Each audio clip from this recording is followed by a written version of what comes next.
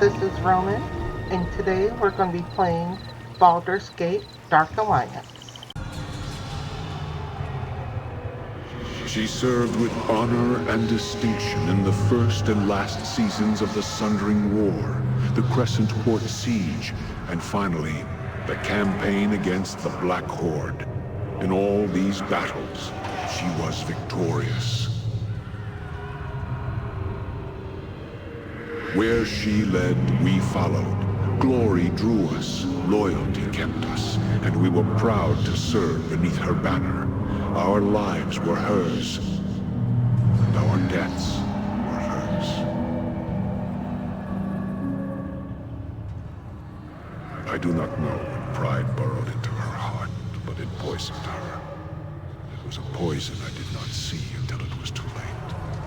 Eldrith had fought too many battles, achieved too many victories, and she had come to see the city of Baldur's Gate as her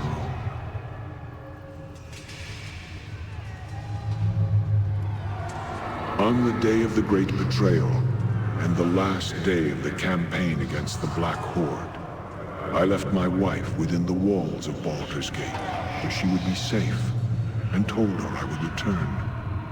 She was one of the most beautiful elven maids I have ever known. There are times when I feel as if I hear her singing for me still, waiting for my return.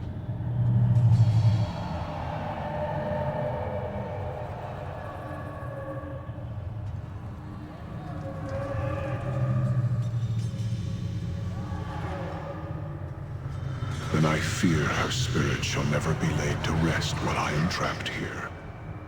My wife, to think that she suffers still, and for my sake.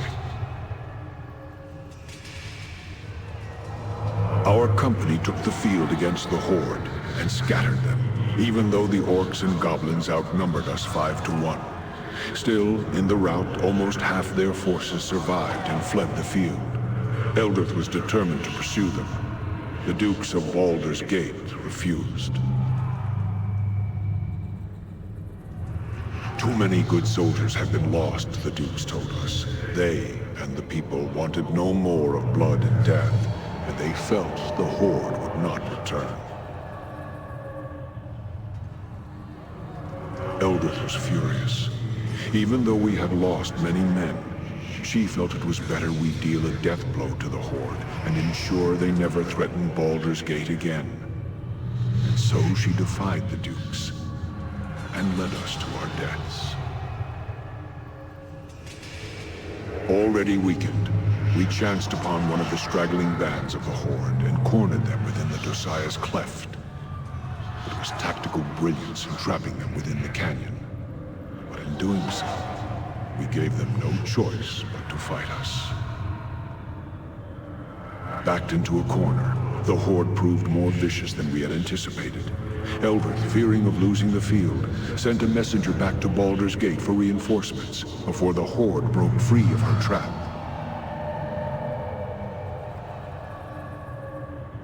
The reinforcements never came, and the Horde overran us.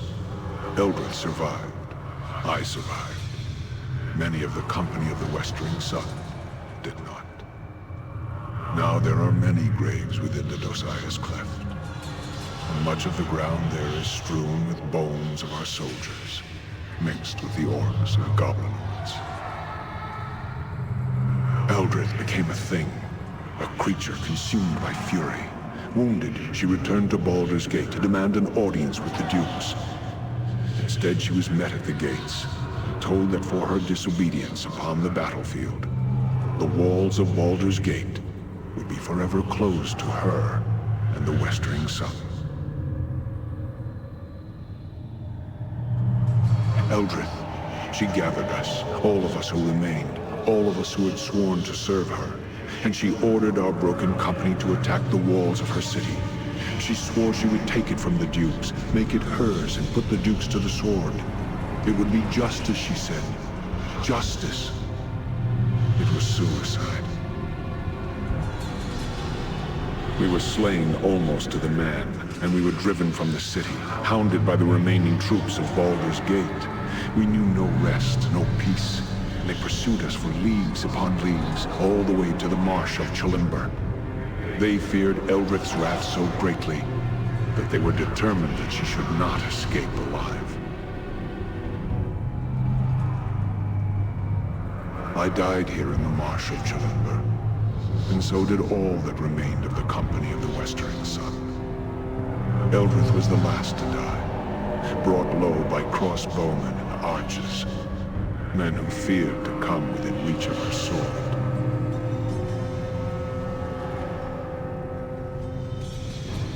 Even against death, Eldrith's fury prevailed. Now she lives again, a creature of terrible power and terrible anger. In her eyes, she sees nothing but Baldur's Gate in flames.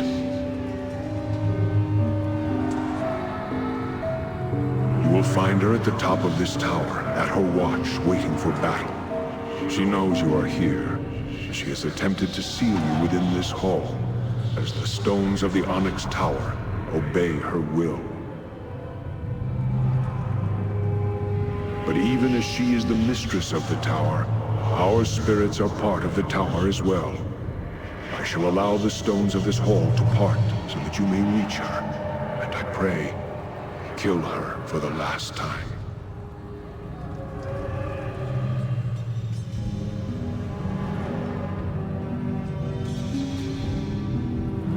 She is past the point of reason. She has become a creature of vengeance, and battle is all she understands now. Even in life, she was prideful and stubborn. Now, vengeance has made her heart a stone.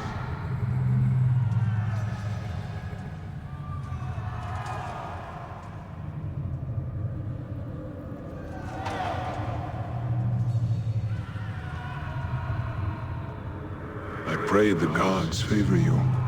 If not, then I fear no one shall be able to stop her.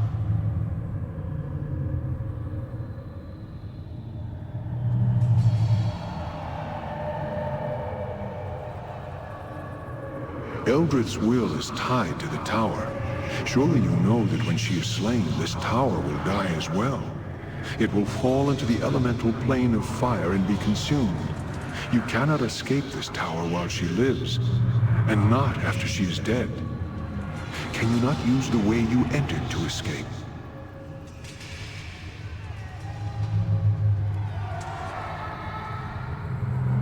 The tower itself touches many places, other planes of existence, even creates gates to them. Perhaps there is some manner by which these gates may be used to escape. But I do not know.